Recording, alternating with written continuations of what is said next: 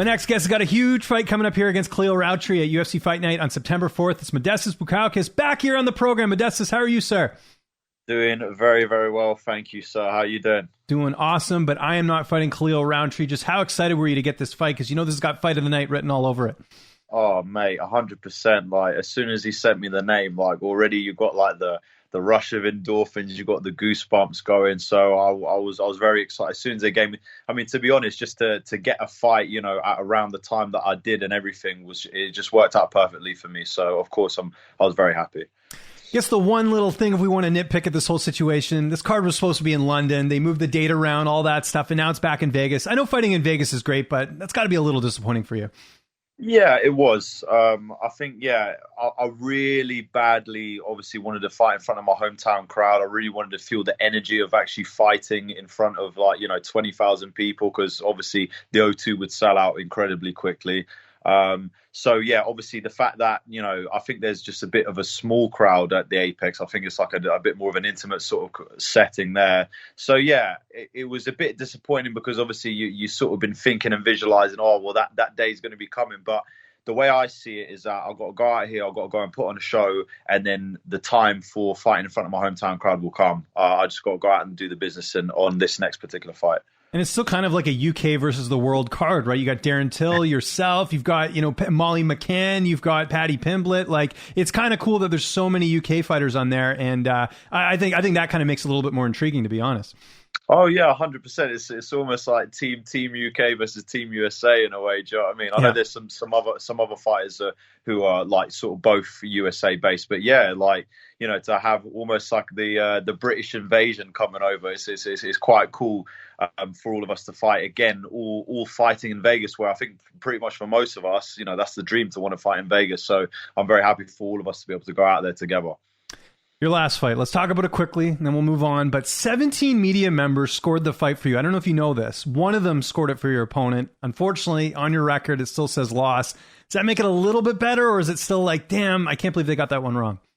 Well, I mean, obviously at the time, I was really quite, obviously disappointed, because I mean, this is the way I view it anyways. I mean, look, I've already gotten past that, at the end of the day, it is what it is, and fair play to the judge for making their decision. But when, the most significant strikes that I landed, the differential from my opponent was in the first round, and that was the round that was then given to him to win him the fight by split decision.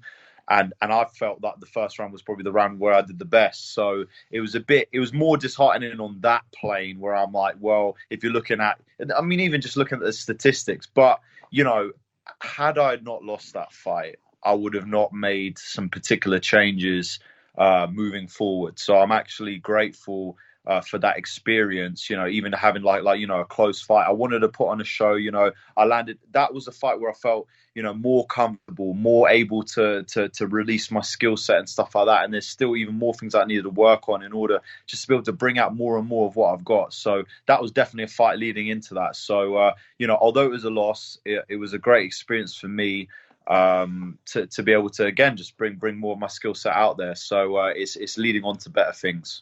This is why I always like talking to you. Always glass half full, never negative, always positive. It's good to hear. We can learn something from you, Modestas. I appreciate it. Let's talk about this fight. Khalil Rountree, 8-5 record. Kind of a similar situation in the sense that he's struggled a little bit with some consistency as of late, but nonetheless, great style matchup. How do you look at this fight? I think listen, I'm not going to lie to you. He was almost like a bit of a role model of mine. It's almost like, where your idols become your rivals sort of scenario. Because I remember, I think I just turned pro, or I can't remember how long ago it was, but he was on The Ultimate Fighter. And I remember watching him and coming up, and I seen how well he was doing, and seeing him like making his changes through his career and stuff like that. It was very inspiring for me to see him. So, obviously I've seen throughout his career, he's a very powerful guy, very powerful hitter. He adopted the Muay Thai style for a little bit in his career, but then now he's just recently switched back to his old style. But yeah, he's definitely predominantly more of a striker. Obviously, there's certain things that he could obviously throw at us, but I'll be prepared for anything that he does throw at me. But it's very interesting, because now I actually I mean, just as much as my last fight, I got to fight another striker. Now I get to fight a striker with a slightly different style, another southpaw, which I think is good because technically I've been preparing for a southpaw for quite a long time. But I've just tightened things up even more, which I'm very excited to go out and produce on the day of the fight. You mentioned making some changes. What have some of those changes been for this training camp? So I actually, the team that I was with previously, I decided to move to a different team, and the thing is, I can't take away. There's so many things that they gave me, you know, got me to this level and everything like that. They gave me such a massive, broad range of skill set, and I'll be forever friends with them.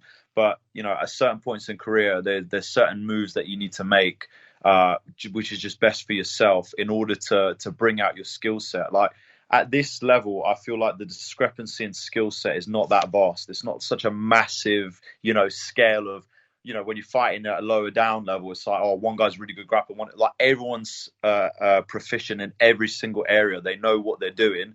It's just a case of being able to bring out your best attributes the best way possible, and to also be able to bring out your other attributes even more, which is why I felt I need to make the move. And also, my training partners are now, it's very unlikely that I'll go into a room where I'm the shortest guy, the smallest guy, like in terms of weight and size, and the oldest guy. Funny enough, like usually I'm one of the younger lads. Do you know what I mean? And in this gym, like all my training partners are all, you know, all in their early 20s. So, and they're coming at me, and these are the things that are really needed in order to move forward. So that was, I guess you could say, one of the biggest changes, and also just, you know, after reading a couple of things, and you know, like Tim Grover has been a massive inspiration in terms of me and like my reading and stuff like that, and one of his books he's got is called Winning, and I've been reading it, and there's one thing that really holds true. It's like, you know, everything, you got to do everything that works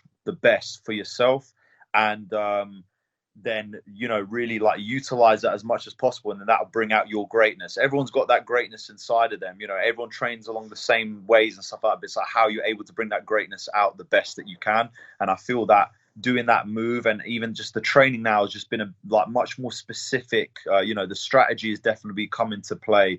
The sparring's been better and stuff like that. I definitely feel like, you know, things I've been working with more of a speed aspect instead of a power aspect. So, mate, every fight that I've had to, you know, come back with a setback, I've definitely taken in full swing, tried to figure out the missing pieces of the puzzle, and I definitely feel like it's almost a complete picture now. And like I say, obviously the full picture will probably be complete whenever you're fighting for a world title. But right now, I'm in a very good place. I've definitely eradicated a lot of the errors in my ways in my previous fights, and I can't wait to go and show it.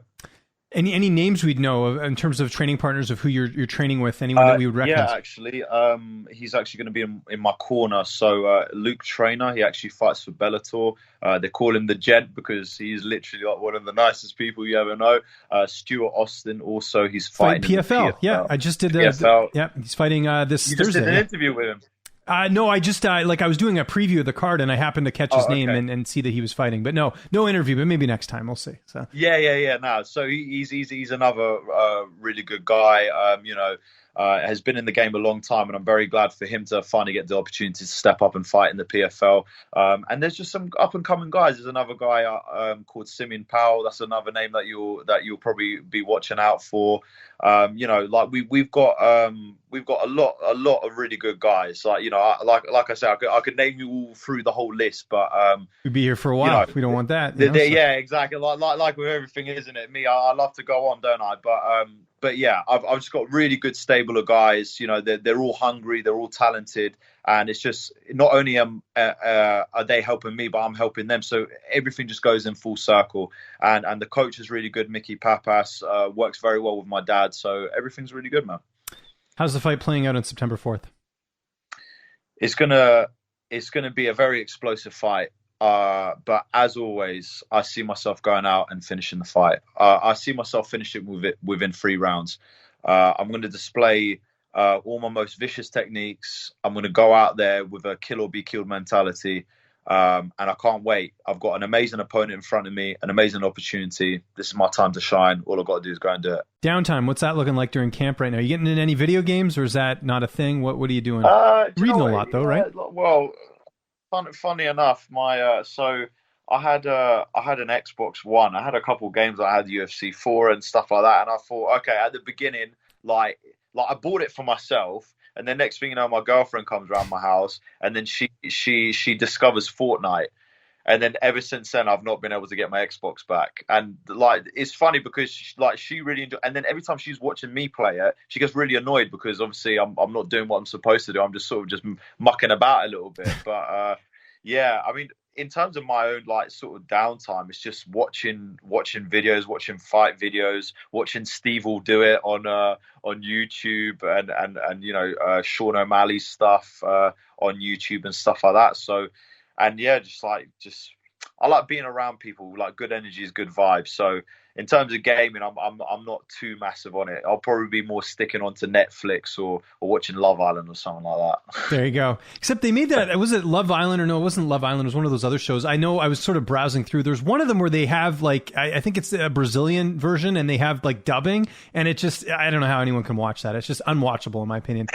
I don't know if you've seen, I forget which reality show it is. I'm blanking. If anyone knows in the comments, you can post it. But I remember we had some relatives over, and they were watching it, and it's just like they're talking like in a different language, but they've dubbed English over it, and it sounds terrible. So I couldn't get into it. So there you go. Yeah. I find it hard to watch stuff with subtitles as well, to be fair. There you go. But definitely easy to watch. You September 4th, man. UFC Fight Night. Can't wait for this fight. Anyone you want to thank? Any sponsors? Any social media? I'll give you the last word.